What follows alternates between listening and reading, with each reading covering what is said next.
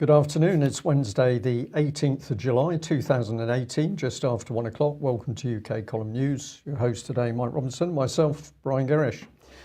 Boris. No, well, actually, this is more than Boris. This little section, I think, is about failed government, failed state, I think we're living in at the moment, Brian. And it's increasingly clear that no matter how anybody moves, whatever direction they move, it ends up in just as big a hole as we're in at the moment. So we'll start off with with Boris, because really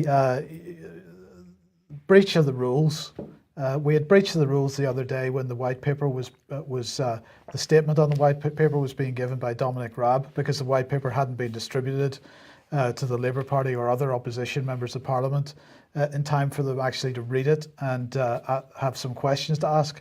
Here we've got more breach of the rules. Boris Johnson has decided that he's going to take up his post with the Telegraph again, writing a weekly column. I believe it's a weekly column.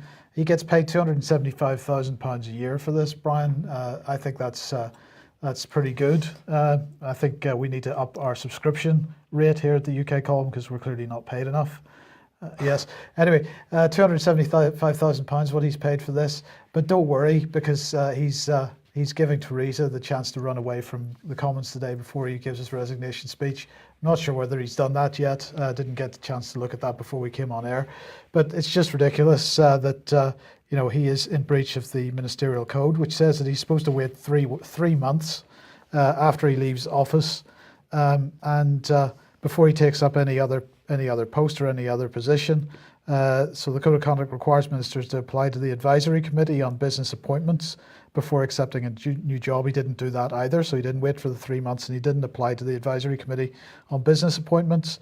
Now he's not saying anything about it, but the spokesperson for the Advisory Committee on Business Appointments said that Boris Johnson had not approached the committee for advice before accepting the job. So, it's a rule, it's being broken. Is there any difference between this being broken and international law being broken when we bomb countries? I don't think there is, really. Well, not as far as they're concerned, and the rules are for us. They're not for members of Parliament in any shape or form. That's pretty clear. So let's talk about another rule that was broken, because yesterday, of course, Theresa May narrowly defeated the rebels over the Brexit trade bill. Apparently, she won that vote by 4 votes this time, and that was mainly because, some Labour Party people decided to vote on her side once again. She won, 6 votes this time. 4 of them were Labour votes. 307 to 301 is how that particular event turned out. But today they were accused of cheating, because, they have this rule in Parliament where if they can pair off, if people on the other side of the vote can pair off, which means that they don't have to go and actually vote, then it speeds up the voting process and so on. And in this case, what was supposed to happen was that Joe Swinson from the Liberal Democrats was supposed to pair off with Brandon Lewis from the Conservative Party. So Brandon Lewis obviously voting with the government, Joe Swinson not voting with the government. But unfortunately, she's wagging her finger here at the Tories, because, Brandon Lewis ignored the agreement and went and voted, and then she obviously wasn't in a position to vote. So they're cheating again, and then it gets worse, because at the end, following the vote yesterday, according to the Huffington Post here, Jeremy Corbyn came under attack, because the Labour Party, of course, has decided to redefine anti-Semitism within the party rules. They're not following the international standard for the definition of anti-Semitism anymore. And Margaret Hodge decided that she would attack Jeremy Corbyn in the House of Commons.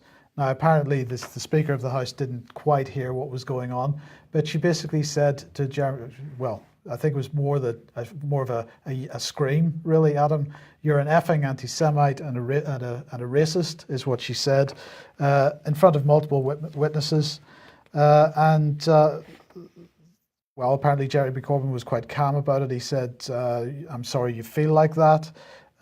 She was aggressive, according to one witness. Jeremy was calm. Other MPs who were there were upset by it. So this, of course, is in breach of parliamentary rules as well. Keir Starmer then has stepped in on this whole issue of whether Theresa May can continue in government, because he's saying Labour will never support Theresa May's flawed Brexit blueprint. In fact, that's not quite true, because in the last several votes over the last couple of days, it's only the fact that some Labour Party members who happen to support Brexit decided to step in and vote on Theresa May's side that she's managed to carry the vote. But anyway, Keir Starmer saying that this is an article that he has written for the Mirror. He's saying, like many of you have watched with anger, frustration and despair at the government's handling of Brexit. Shambles is an overused word in politics, but over the past week the Tories have brought a whole new meaning to the word. At the start of the month, cabinet ministers travelled to the Prime Minister's country retreat finally to discuss their plan for Brexit. It had taken the government 2 years to get to that point. The plan then unravelled within a matter of days. Senior members of the government resigned, and to top it all off, she tried to order MPs to go home early for summer to avoid any further embarrassment. Well, they've now decided to drop that idea. They're not going to put a motion in to try to get Parliament to break up a week before the end of the school term, as it were. In the meantime, Anna Soubry, a supporter of Theresa May, has been speaking on Radio 4 Today programme this morning, complaining bitterly about who's actually running the country. Is it Theresa May or is it the so-called Brexit campaigners within her party?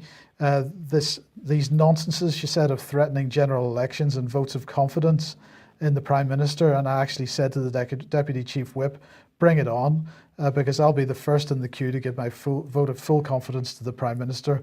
The problem is I don't think she's in charge anymore. I've no doubt that Jacob Rees-Mogg is running our country. She said that I personally would abandon the Labour front bench and would reach beyond it, and I would encompass Plaid Cymru, the SNP and other sensible, pragmatic people who believe in putting this country's interests first and foremost, as she called for a government of national unity. So she's effectively suggesting that, you know, the government gives up its place and it's replaced with a government of national unity and people from other parties brought into the front bench team. Nicholas Soames saying exactly the same thing this morning as well to Channel 4 News. He thinks there should be, or there could be, a government of national unity by the end of the year. And in the meantime, of course, other rules allegedly being broken, or at least have been decided that have been broken, which is vote leave, facing a police investigation after being fined £61,000 for breaching electoral rules, electoral law. Vote leave has been hit, according to RT here, with a £61,000 and referred to the police after the Electoral Commission found it overspent its campaigning limit by almost £500,000 as it joined forces with other pro-Brexit groups. So they are alleged to, or it's claimed they spent £500,000 over the limit. They get fined £61,000 for it. Okay. So where does that leave us, Brian? It leaves us in a mess, ungovernable, effectively, and it seems that no matter which direction it's proposed to go in, the situation doesn't get any better. So it's not designed to. My belief is that this is organised chaos. This is orchestrated chaos. This is deliberately planned chaos in order to collapse the whole decision-making process. And then behind the scenes, we've got a criminal cabal running the country, and they're simply driving through the policy they want. There never was any intent for Brexit. Absolutely. So yesterday they were talking about this so-called vote leave scandal in the House of Commons yesterday, and this is what Nicholas Soames had to say. Will she agree with me that one of the great glories of this sadly now diminished country was our electoral and democratic system? Yeah. And this example today is gross. And I say to her that if we are to retain the integrity and the trust of the voting public, the whole damn thing needs to be blown up and started all over again. Yeah, but that would only work if all 650 of them are in there at the time. At the time, yes. Yeah. But the plan moves ahead. So government of national unity, that's your one-party state. And of course, it isn't the MPs that are producing the policy. We're going to have a look at a bit of this in a moment. So we've got people behind closed doors deciding that policy. Well, MPs, many people would say not very bright. sorry, just come back on this, picked up on this individual. This is Ben Bradshaw. Devon Live with a very interesting little article. It says Brexit won't happen and here is why. This is what Ben Bradshaw, the Labour MP for Exeter, said about Brexit in his column sent to devonlive.com exactly 12 months ago. So let's have a look at what he had to say. I'm going to make a bold prediction. Brexit won't happen. There, I've said it. It's what a lot of people are thinking and many hoping but not saying for fear of appearing undemocratic. Let me explain my reasoning for this prediction. And he goes on, I've always thought there was a good chance Brexit wouldn't happen once the British people were faced with a terrible negotiation and an even worse deal. But the general election and its aftermath have brought that moment forward. So I'd like to label this, if I can get it on screen here, prediction or deliberate plan for chaos to stop Brexit at any cost. And Ben Bradshaw, very interesting man, because of course formerly he was a BBC radio presenter. He was the man who crowed that the Berlin Wall was coming down and that was the end of the nasty communists, and all of a sudden the Cold War had disappeared. But here we are. Apparently that's not true, because those nasty Russians are back behind everything, including meddling allegedly in UK and US politics. So what do you think, Mike? Was this a prediction by Mr. Ben Bradshaw, or was it actually knowledge that this was the ultimate plan? And maybe he'd just been watching UK Column News. Maybe. Well, anyway, we know Brexit is not happening, and one of the key things going on in the background is EU military unification.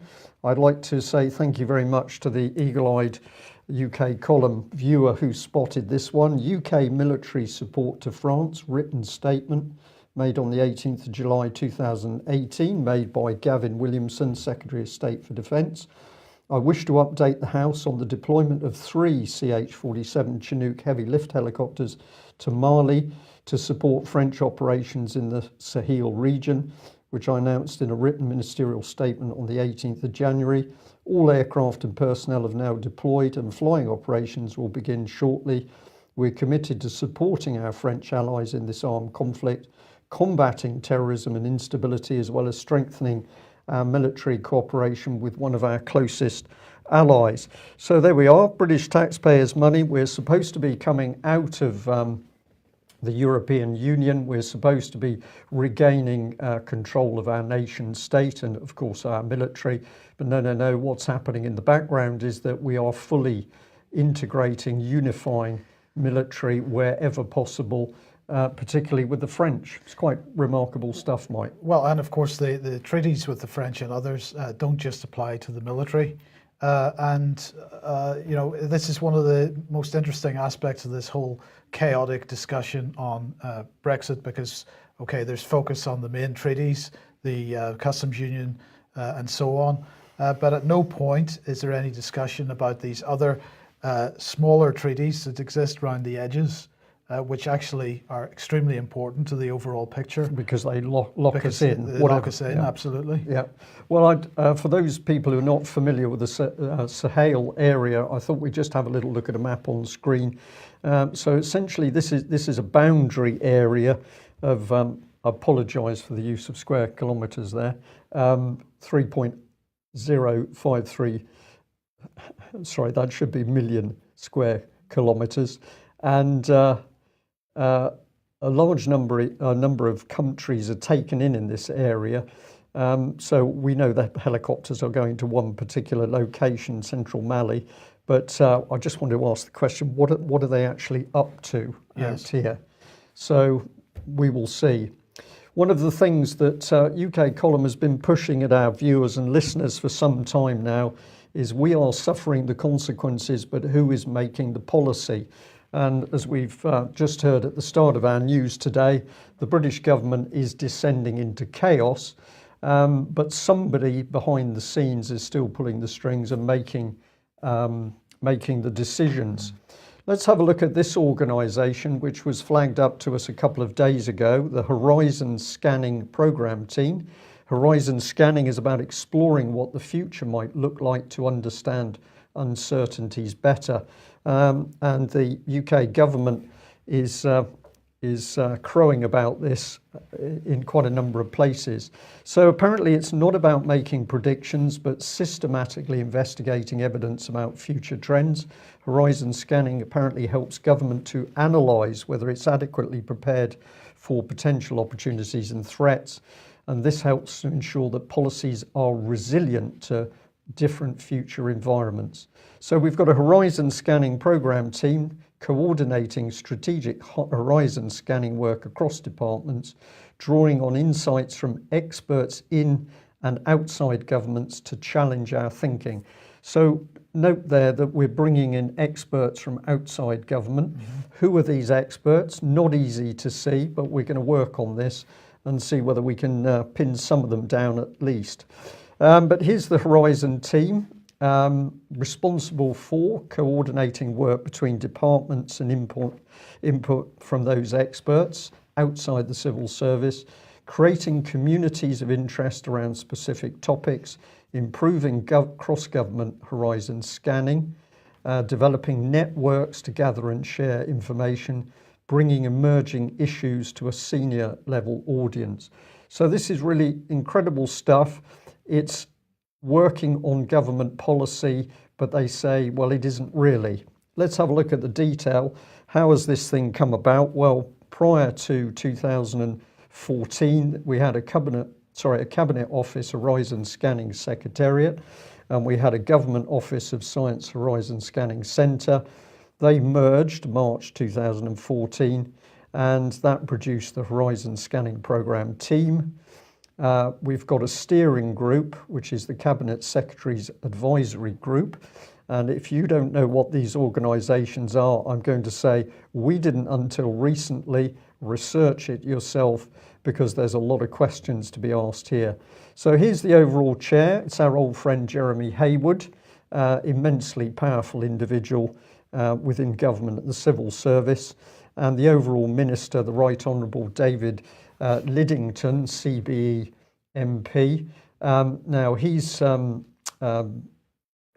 Duchy of Lancaster. treasurer. Yeah. So that's a very important role. Previously, he was BP and another pretty high profile global company. So what takes place in these organisations? Well, we're only now starting to get a glimpse, but what we can say with certainty is that they are closely tied in with what was the government's behavioural insights team, and this was the British government using applied psychology in order to change the way people thought, think and behave. And apparently this organisation has had its own 10 commandments. So we've got a Dr. John Carney here, the principal scientist within the Systems Thinking and Consulting Group of the Defence Science and Technology Lab. But he's previously been team leader for Horizon Scanning. He had this to say: don't think that horizon scanning is about predicting the future. This is a common misconception. The value of horizon scanning is using it to change mindsets.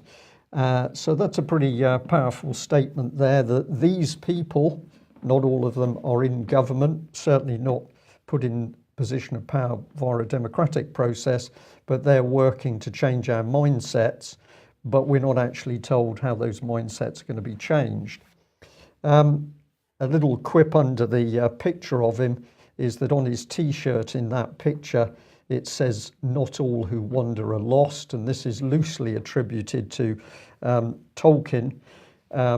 It says so in the caption. So we've got another little bit here. Is this partly where the government policy is now coming from, J.R.R. Tolkien? I don't know. It could be Harry Potter, of course. But this is the sort of stuff they're getting up to.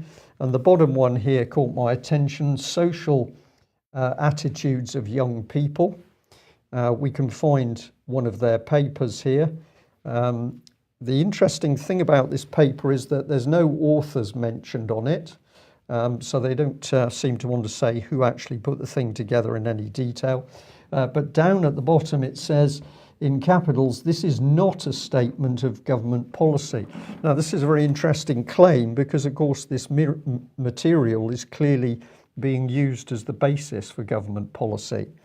So what sort of thing are they saying? They say in some areas we see little change in young people's attitudes, behaviours and experience compared to older generations. For instance, when we ask people of different ages what's important in life, we find remarkably little difference between generations. Similarly, we see little evidence of generational shifts in willingness to justify selfish behaviour, such as tax and benefit fraud. What an amazing label to stamp on a future generation. Or appetite for being involved in community engagement. These areas where there are few, if any, changes between generations remind us that we should not overstate the possible changes over the next 10 years in young people's attitudes, behaviours and experience. So clearly the government working behind the scenes to change the way that young people think. And it goes on here, and I found this staggering. As well as shaping evolving attitudes, we would expect to see continued changes in the behaviours and experiences of young people in the next 10 years. One way this could occur would be through an intensification of the trend towards longer routes and more complex routes to full adulthood and independence. What does that mean? Well, I've read it several times, Mike. What I pick up from this is that they're talking about delaying people becoming adult. But how can they delay people becoming adults when they sexualize them at ever younger ages and push more and more adult themes onto ever younger children? Well, that's occurring at one end of the spectrum, but of course the other thing that's actually happening is you're seeing, for example, in some social services documents, that even where somebody has got to the age of 21 or 26, they are still deemed to be under the control of the state. What I picked up from this is it's almost like the state is expecting us to be children in the eyes of the state, and anything they can do to increase the childish behaviour will continue. If we go to the other extreme, we could say that years ago we had people at the age of 16 doing some really important work within apprenticeships. They had to turn up work, they had to have the right tools, the right skills to do a skillful job. Many youngsters now at the age of 16 are still effectively playing games. But who knows who devised the policy. And on the back of that, I'm going to thank this viewer for getting in contact with us. The email was this: Dear Brian, don't know if this is of any interest. The summer reading challenge in libraries this year is based on the Beano. You know, Dennis the Menace and Beryl the Peril. But the staff have been told not to use the words peril or menace when speaking to the children. This disturbed me, so I started to look into it. It is all the work of the Reading Agency, and their partners include the British Council and the BBC. Funders include the Cabinet Office Social Action Fund and the Wellcome Trust. There are evaluation forms and a family survey the staff seem to complete, but details are only available to the staff. Trawling around the site, I found the Public Library Universal Health offer from the SCL, all very creepy. SCL organised the Shelf Help books, training young children in anxiety, depression, self-harm, body image, eating disorders and bullying. And so it goes on. This is sort of part of the material this particular lady was looking at, and I can see why she's concerned about it. And let's bring in the vision of the Reading Agency. Reading for pleasure enhances people's literacy, life chances and quality of life. It's vital for prosperity. But number 2 here, libraries aim to be a force for social change through reading. They bring people recreation and pleasure, learning, literacy, health and well-being. So we know this is linked up with the Cabinet Office, and here we can now see that libraries themselves are aiming to be a force for social change. And they're using childish material to do that. And they're using childish material. Yeah. And this was the second part of this presentation. I've just shown that first slide, and I couldn't help but see this: libraries reading work helps local authorities achieve key outcomes. So this is nothing about assisting the individual. This is about assisting a local authority to achieve its outcomes. And those outcomes have been set by the Cabinet Office and central government. And I'll just end on this one, which was also sent to us. This is Rhondda Borough Council, which is looking for somebody to fulfil a contract. They want a well-being game, and the well-being game will be for ages 6 to 14 years. This product will support school pupils to reflect on well-being. It will involve pupils reflecting upon their well-being profile and complete real-world activities to help them develop within a well-being context. The main aim of the well-being game is through gamification to enable pupils to reflect on their personal well-being profile and to engage in real-world challenges that will help them build personal strength and character. Pupils' well-being challenges will then be linked to the virtual world to promote engagement. With many young children committing suicide in South Wales, I don't get a warm feeling about that contract which is being offered, and particularly when we can see, or we're getting closer to seeing the real detail of the links back into the Cabinet Office itself and outside agencies that are helping the British government form policy. Okay, now the All-Party Parliamentary Group on Drones has issued its report, and if you don't remember what this is about, let's just watch this short piece of video that introduces the inquiry in the first place. I'm Professor Michael Clark, and I'm chairing the All-Party Parliamentary Group inquiry into the use of drones. We're running this inquiry because the technology of drones is just about to enter a new phase. It's the beginning of a real technological revolution. The government says that it understands exactly what the moral questions are in relation to war zones, and it does, but increasingly we find our forces are being drawn outside war zones.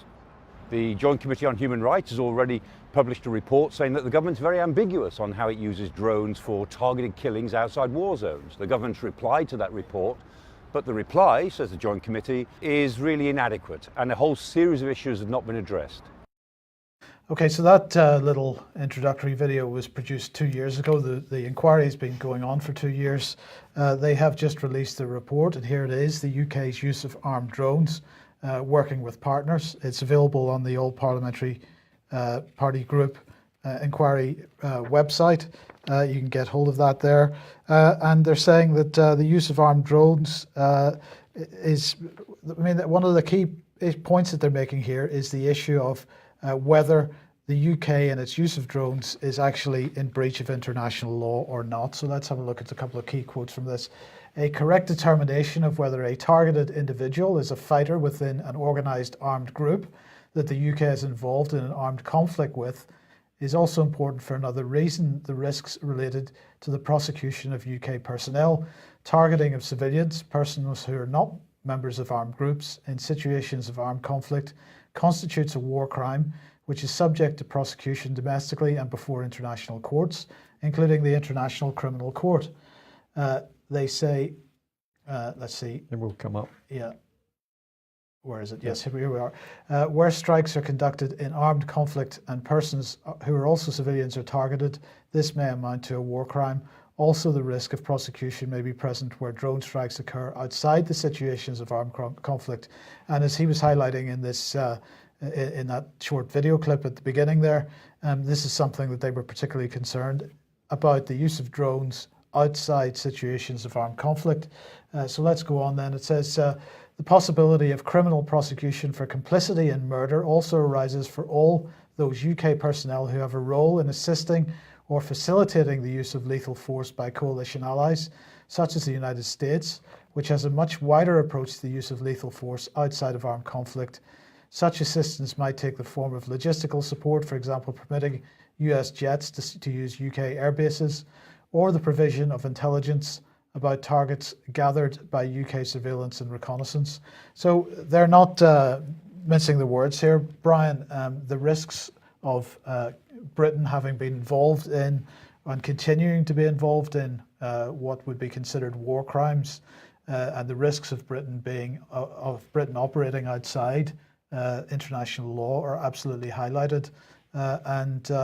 Well, I think this is a pretty important report, and there should be some much more coverage of it, perhaps, than there is at the moment. I would certainly agree with that. We have no idea what the government is doing in many overseas countries. Take the 3 Chinook helicopters. What will they be used to do, supporting our inverted commas French allies? Yes. In the meantime, let's move on to the issue of Russia interference in elections that Brian mentioned earlier. Well, a couple of days ago, Maria Butina in the United States was arrested and charged for involvement in infiltrating political groups and getting involved in trying to affect elections. Well, I was a little surprised. Maybe it's a badge. To be a Russian spy, you've got to have red hair, Brian, because if we remember a couple of years ago, Anna Chapman, the other Russian spy operating in the United States that was arrested at the time, also a redhead. I don't know whether this is a prerequisite for the job or something, but anyway, why am I mentioning this? Because Craig Murray was tweeting out this morning about Ms. Butina. He said, every country does precisely this kind of thing to attempt to influence the policies of other countries. Have been involved myself.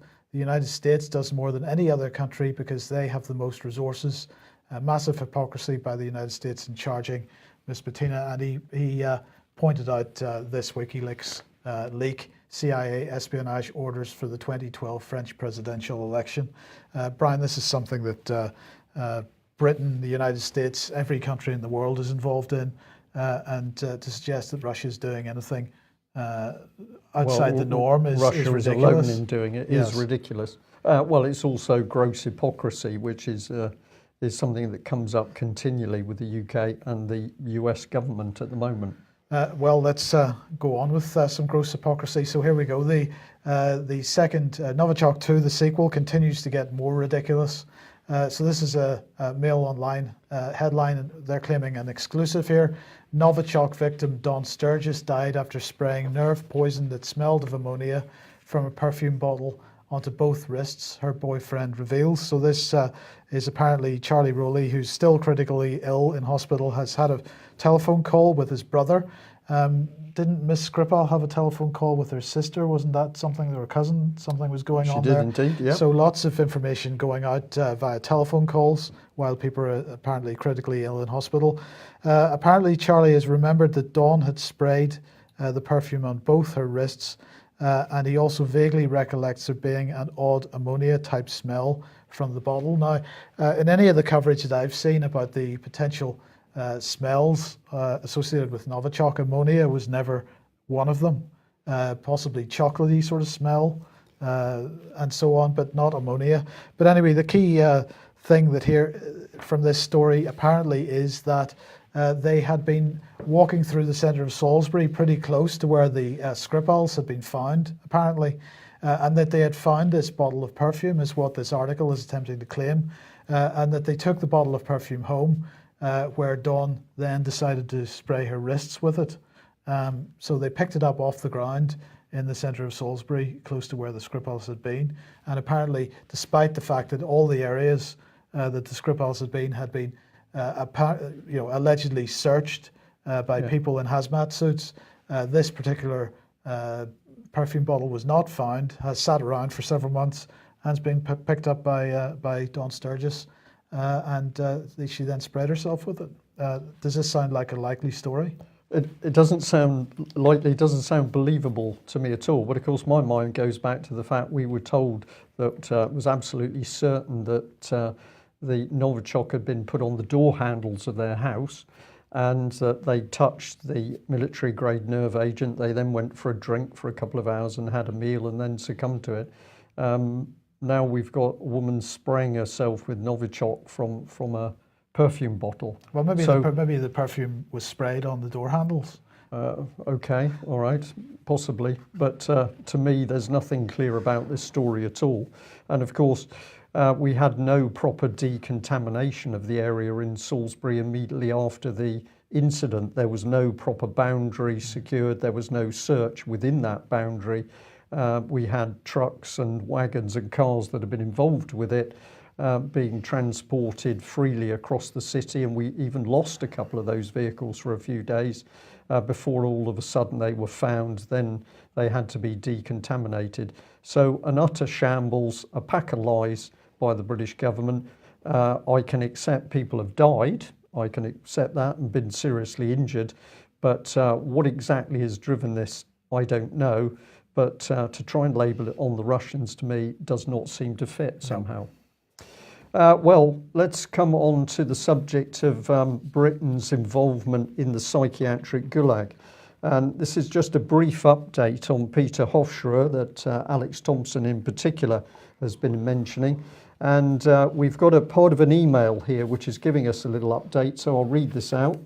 The message from Peter Hofstra, the message Peter Hofstra wanted to communicate when he left me a voicemail this morning was that there had been 2 cases featured in an article in Kronen Zeitung, which is, I believe, the largest Austrian newspaper, this weekend about male nurses at Peter's Hospital in Graz. One case covered was the suspension of 4 male nurses for mistreating patients. Peter has heard on the grapevine that a new recruit whistle blew on them in disgust. The other was a lady claiming her 82-year-old mother, who inexplicably had bruises and black eyes, was beaten up by 4 male nurses in the showers, the very scenario they were trying recently to instigate Peter into provoking so as to get the chemical kosh, i.e. to inject him. Every 2 or 3 days, Peter says, someone on his ward has a screaming fit, is dragged into a room by 20 nurses, half of whom have big grins on their faces because they're about to do someone over, and that person is forcibly injected. They're covered head to foot in tattoos and look like they've been recruited from the local nightclub, Peter just said to me. Director of Medicine Michael Lahofer promised a clear and transparent investigation into this pair of cases, speaking in the Kronen Zeitung article. There's also a comment later in the email that Dr. Meyer sneaked in, slunk around and sneaked out today, feeling the heat. So this is a reference to one of the senior doctors at that facility. Let's remember what's going on here. We've got a man who has been extricated from the UK via the psychiatric system. He's now been branded mentally ill without any proper diagnosis or any proper court proceedings, and he's locked up in an Austrian psychiatric unit in order to protect persons in UK involved with the abuse of children, it would appear. So this is the situation of Britain under Theresa May and the Conservatives in 2018. Can we trust them on Brexit?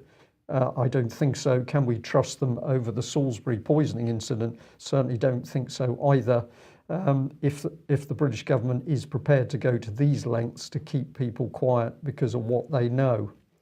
And what's the British government happy with behind the scenes? Well, this is something that several people have been flagging up to us over a number of weeks to do with the misuse of genetics. But here we've got The Guardian: genetically modified babies given the go-ahead by the UK ethics body.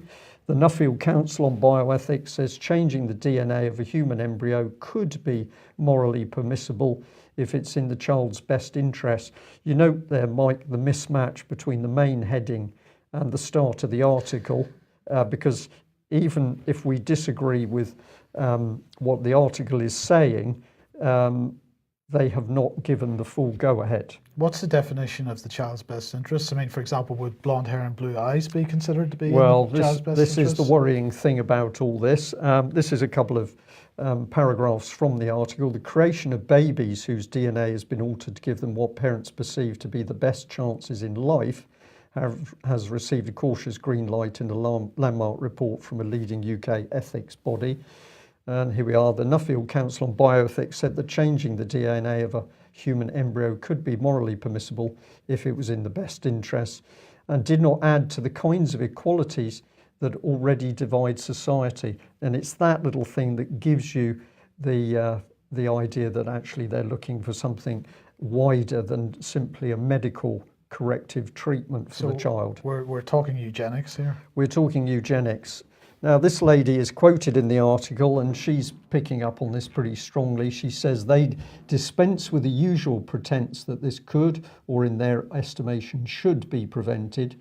They acknowledge that this may worsen inequality and social division, but they don't believe that should stand in the way. In practical terms, they have thrown down a red carpet for unrestricted use of inheritable genetic engineering, and a gilded age in which some are treated as genetic haves and the rest of us are have-not. So Marcy Danowski, this is an article in Leaps Mag, encourage people to track this down and have a look at some of the material that this lady's produced, because she is warning of what is coming here very quickly.